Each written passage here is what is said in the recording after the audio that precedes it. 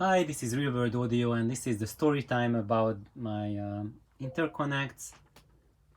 These are the CCSSWP interconnect, the Charlie Chan style sine wave pattern. That's what we named them with Charlie when we created them about 2 decades ago. And I just had a video on how you can make your own.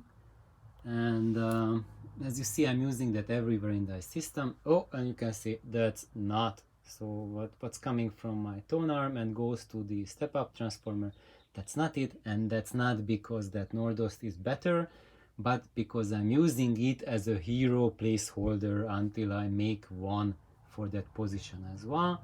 It's going to be a big upgrade. For now this is fine because I'm going to rebuild, to redo my entire turntable, and then I'm going to make it hardwired. So it will be hardwired from the tone arm to the SUT and not as a interchangeable interconnect. So until then this is good enough for me. But here comes the story time. So of course, when we built this cable with Charlie, we were just astonished and so excited because it just really surpassed our wildest dreams what you can achieve with a DIY interconnect cable. And of course we brought it along to our buddy systems and we tried it out everywhere, and always it was just an incredible upgrade. And it bested every single commercial cable we tried it, we A/B tested it with. And the most spectacular test I'm going to tell you about that was when I brought it over to Tom and to Tom's store, and we tested it in his big demo system, which was like a really the topmost system of that time. It was like huge BAT amplifiers, the big VPI TNT turntable. I forgot which step up he used and what phono stage, but it was a low output moving coil cartridge, a very expensive one, and some state-of-the-art loudspeakers. So the entire system was like an ultra expensive, ultra high-end system. And we tested it in the position that goes from the tone arm to the step up, and or maybe it was the step up was built into the phono stage, maybe.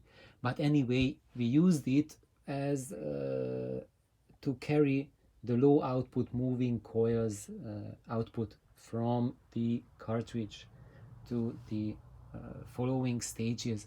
And that is where the signal is the most sensitive, where it's absolutely critical that a cable should be very quiet, and if it picks up the slightest noise, there it will be revealed. Also, any kind of problems that an interconnect have, just throw it on your tone arm, and that's where you can check out where it will reveal most of the problems if it has, and also most of its strength.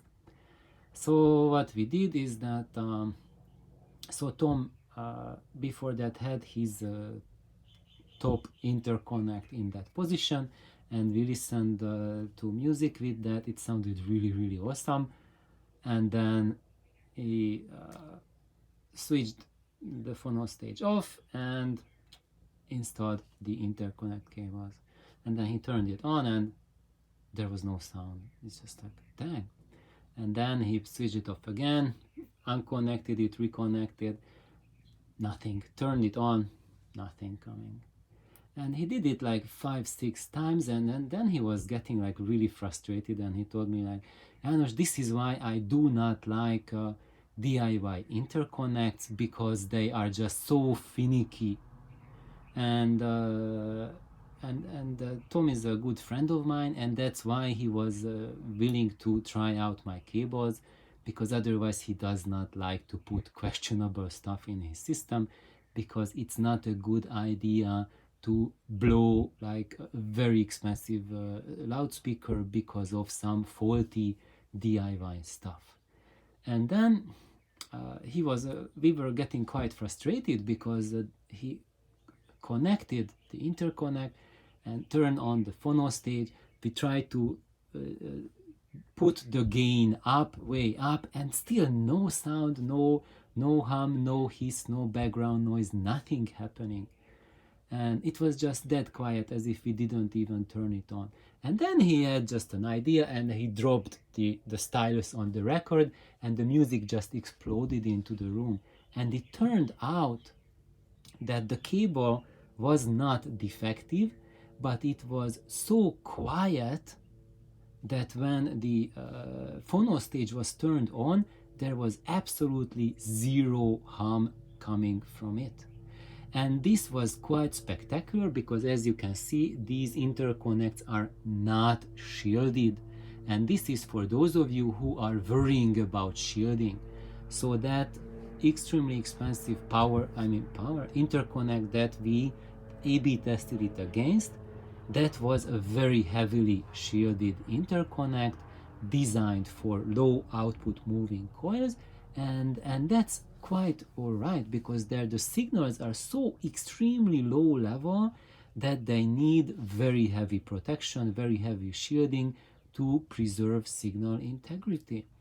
And to our absolute stunned expectations, we found out that those triple shielded interconnect were noisier, much noisier than the non-shielded CCSWP interconnect.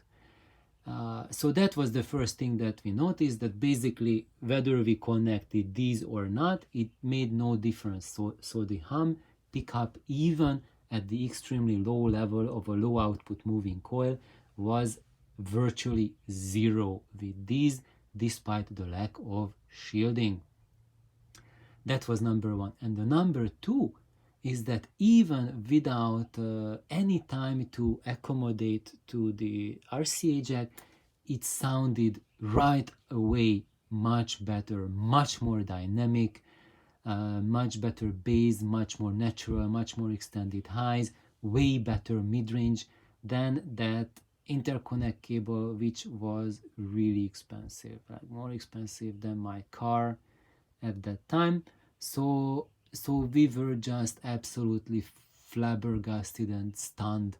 And especially as I can tell you that when you use a silver interconnects, it takes about at least 24 hours after you connect them to the RCA jack so that they stabilize and they start to sound really good. Up to that point, they are just acclimating to your system.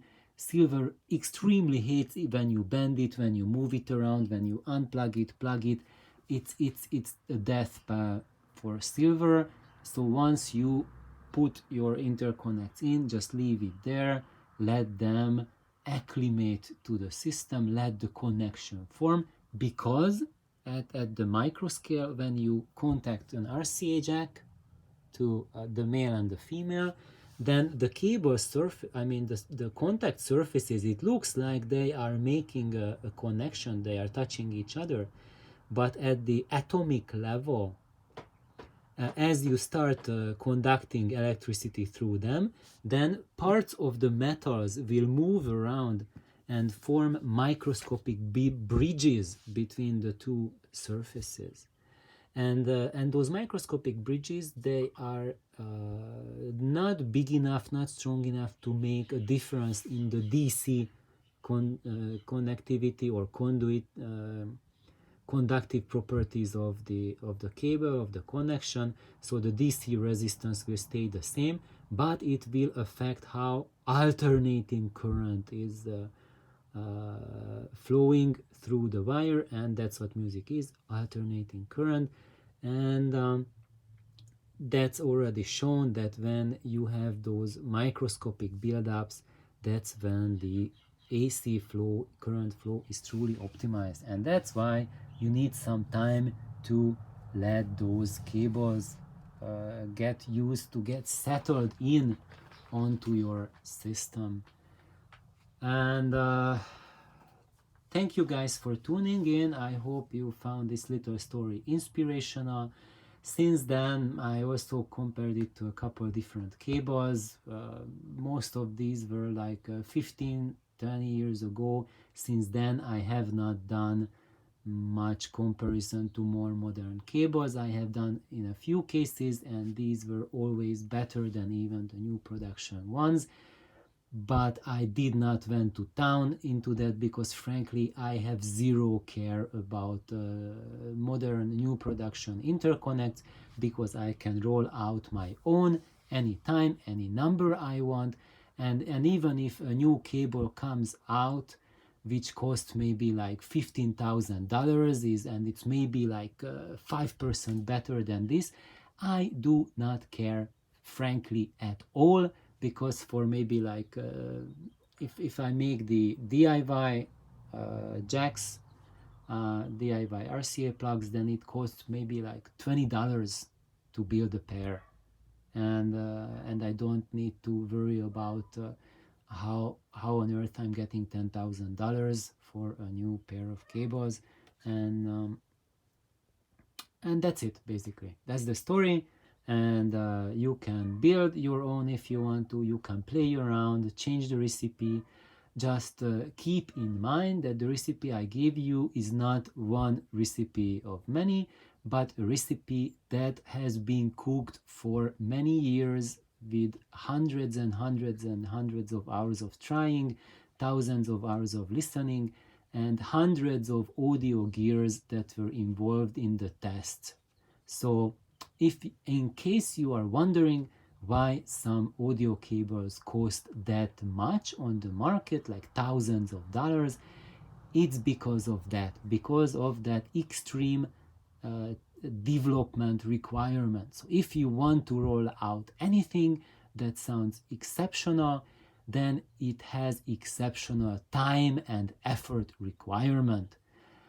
I am so kind that I'm providing this recipe free of charge to everyone, and that's because I make my living as a research scientist, and it has nothing to do with audio. But if I was an audio company, I would be probably charging at least $1,500 for a pair of these cables, because it needs to, in that case, it would need to provide food on my table for those thousands of hours when I was occupied building and designing these cables. So I hope this helps you a little bit to understand more about audio gear and the pricing, and why some cables have those orbital prices they have. Some of those have those prices because there was that much development put into them. Of course, there are some which where they have inflated prices, where they just increase the price margin to sell. That's unfortunate and a very deplorable strategy. I do not agree with that at all. I found that very harmful for the audio community. But there are legitimate cases, many cases, where the cost is high simply because there were extreme demands to develop those cables. So thank you. Have a wonderful day. Please like and subscribe. Bye bye.